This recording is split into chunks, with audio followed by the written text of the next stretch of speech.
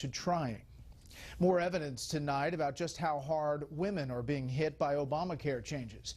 Chief National Correspondent Jim Engel tells us the accusations are turning the political tables on the president's own party. The administration has accused Republicans of waging a war on women for years. So the war on women is real? Oh, I think the war on women is real. And look, I tell you where it's going to intensify. But now critics say Democrats are waging their own war on women by deeply cutting a program that hires mostly women and benefits mostly women, such as Janet Connor and her mother, who got home health care when she contracted pneumonia.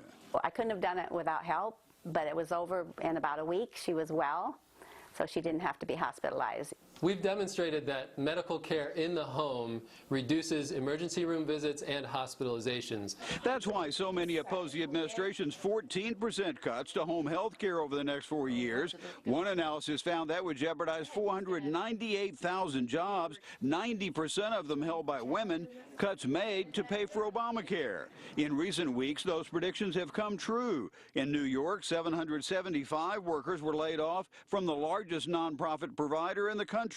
One of the biggest agencies in Oregon wrote it had to sell to a nursing home chain. And one of the bigger agencies in Wisconsin is also on the verge of closing. And the president has looked to cut Medicare, to cut our seniors, to get additional revenue to pay for Obamacare.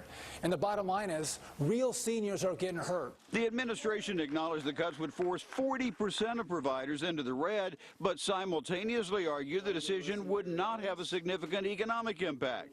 Even a federal agency rejected that. The Small Business Administration complained in a letter the cuts were made, quote, without providing a factual basis for the certification, which the law requires. Not only that, but 51 senators, including 36 key Democrats, wrote the administration urging it to back off, but it went ahead anyway. Well, when you get 51 senators, Democrats and Republicans from far different political spectrums of the aisle, coming together to urge the administration not to do this in regard to home health care, you know that it's striking a chord across America.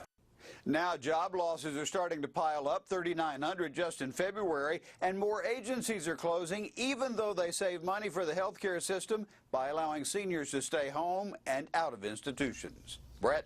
Jim, thank you.